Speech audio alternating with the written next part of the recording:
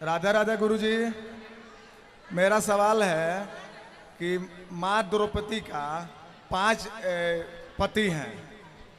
तो जैसे माँ सती जो है शंकर भगवान को पाने के लिए तपस्या की थी, तो क्या ये भी तपस्या की थी कि हमारा 5 पति हो?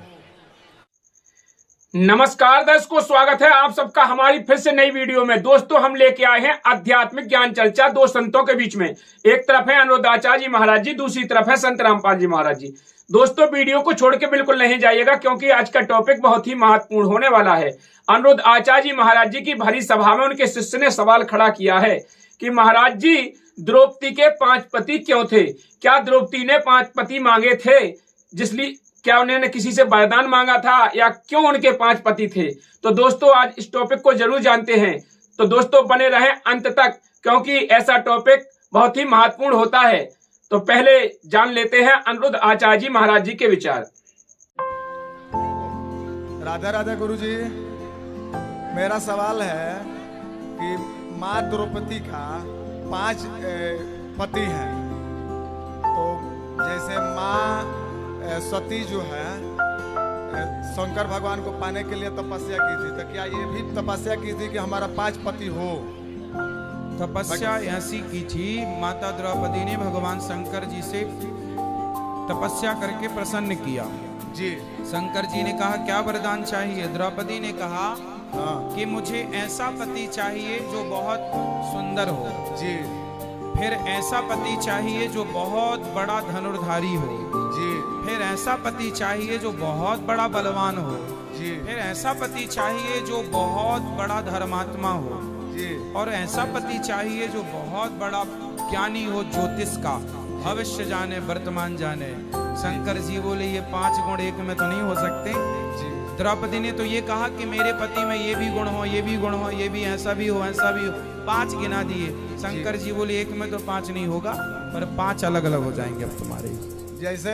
तो 5, लेकिन द्रौपदी जो है वो सामान्य स्त्री नहीं है, अग्नि से प्रकट हुई है। और वो अग्नि से प्रकट हुई है, वो योनि से प्रकट नहीं हुई। जैसे हमारा और आपका जन्म योनि से होता है, द्रौपदी अग्नि से प्रकट हुई। उनमें 5 कन्याएं हैं।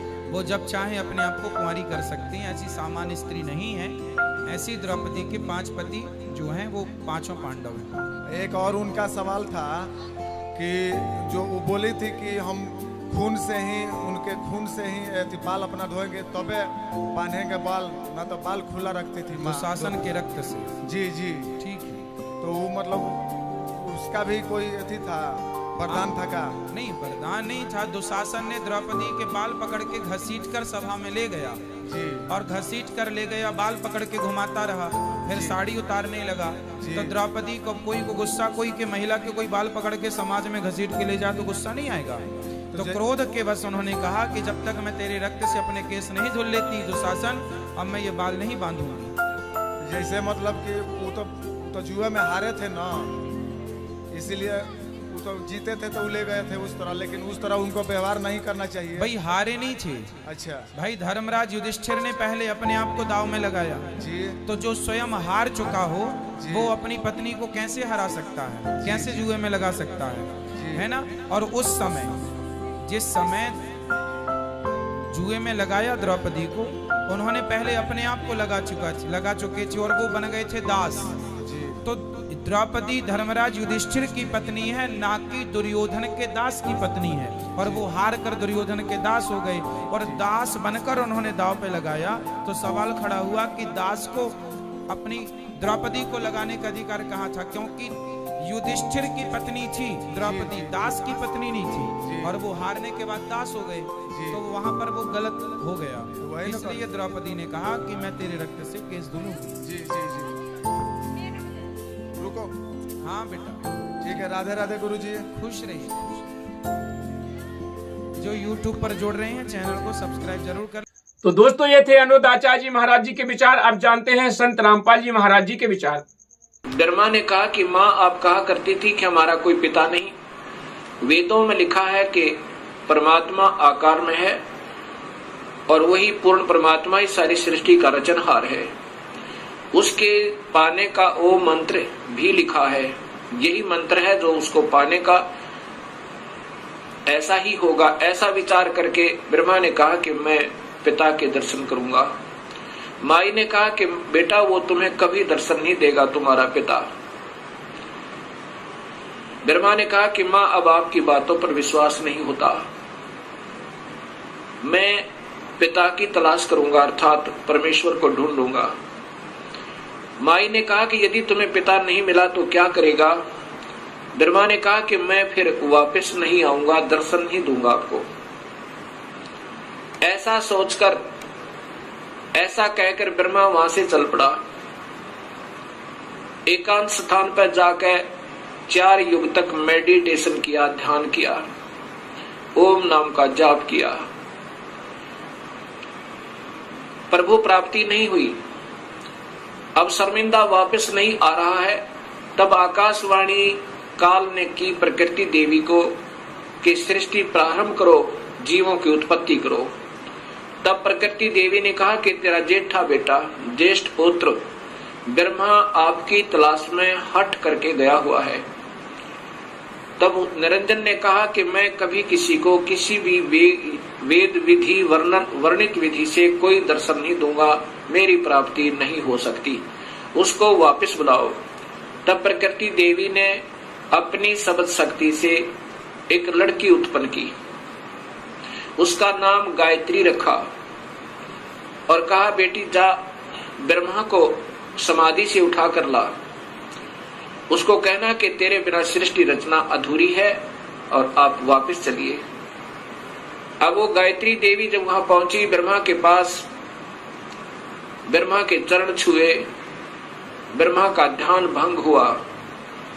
तब उसने देखा कि सामने एक लड़की खड़ी है।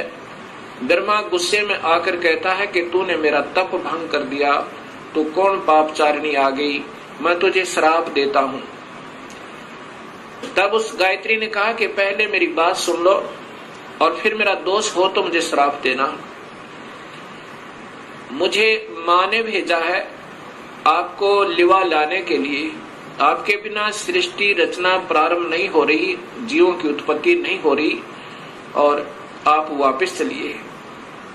तब ब्रह्मा जी ने कहा कि गायत्री कैसे चलूं मैं मां के पास, मुझे शर्म लगती है, पिता के दर्शन हुए नहीं और मैं कहकर आया था कि मां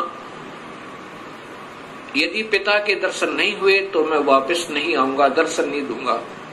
ब्रह्मा ने कहा गायत्री से कि यदि तू मेरी झूठी गवाही देवे तो मैं चलूं कि पिता के दर्शन अर्थात प्रभु की प्राप्ति हो गई। गायत्री ने कहा कि एक और गवाह तैयार करते हैं। गायत्री ने अपनी सब शक्ति से एक और लड़की उत्पन्न की, उसका नाम पहपवती रखा। दोनों ने ब्रह्मा की झूठी गवाही देने की स्वीकृति दे दी। तीनों के तीनों माता के पास, प्रकृति देवी के पास आ गए। प्रकृति देवी ने पूछा कि ब्रह्मा तुझे पिता के दर्शन हुए? ब्रह्मा ने कहा हाँ मां, मुझे पिता के दर्शन हुए। तो देवी ने पूछा कैसे प्रमाणित हुआ है? ब्रह्मा ने कहा कि इन दोनों से पूछ लो, इनके सामने मुझे दर्शन देकर के पिताजी गए हैं। तब उन दोनों से पूछा प्रकृति देवी ने, गायत्री और पहपवती ने स्वीकृति दी और कहा कि हाँ हमारे सामने ब्रह्मा को दर्शन दिए, पिता ने दर्शन दिए, बड़ा तेजो में शरीर था, ऐसे तुक्के मारे।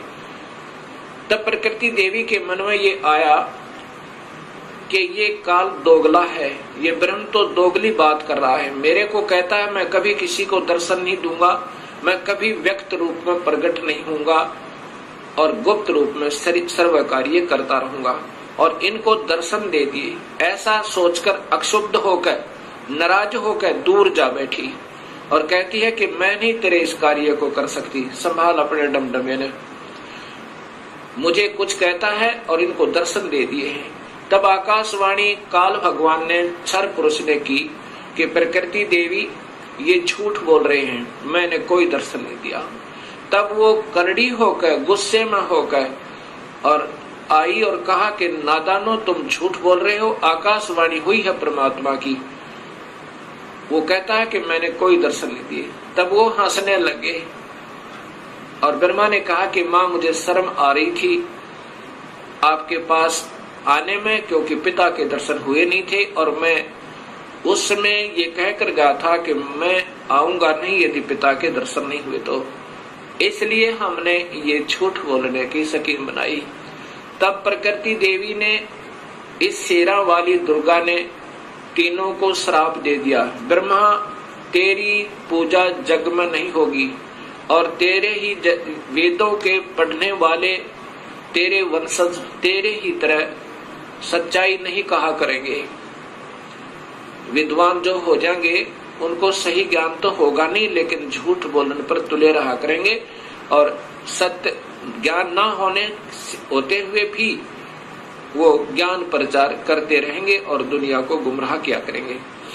पर उसको गायत्री को श्राप दिया कि तू गाय बनेगी, तेरे कई पति होंगे जैसे सांड, और पार्वती को श्राप दिया कि तू गंदी स्थान पर उत्पन्न होने वाली जड़ी बूटी बनेगी। जब तीनों को श्राप प्रकृति दे चुकी, तब काल भगवान ने आकाशवाणी की, उस प्रकृति देवी को ही सुनाई दी वो, कि तूने ये अच्छा नहीं किया दुर्गा, इनको श्राप नहीं देना था, तू संविधान को अपने हाथ में नहीं ले सकती, ये सब मेरा कार्य है, अब मैं तुझे श्राप देता हूँ, तू भी द्वापर युग में द्रौपदी बनकर जाएगी, तेरे 5 पति होंगे।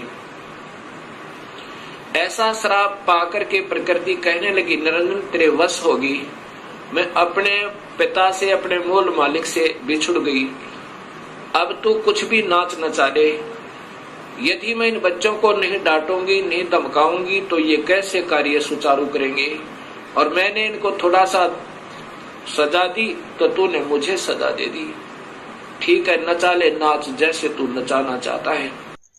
दोस्तों, आप लोगों ने दोनों संतों के विचार तो जान ही लिए हैं। कमेंट बॉक्स में अपनी राय जरूर देके जाएं, वीडियो को लाइक करके अपने दोस्तों के साथ शेयर जरूर कर देना। चैनल पर नए हैं तो चैनल को सब्सक्राइब करके बेल आइकन प्रेस कर लेना, क्योंकि हम ऐसी वीडियो लेके आते रहते हैं। फिर मिलते हैं नेक्स्ट वीडियो में, तब तक के लिए नमस्कार, जय हिंद।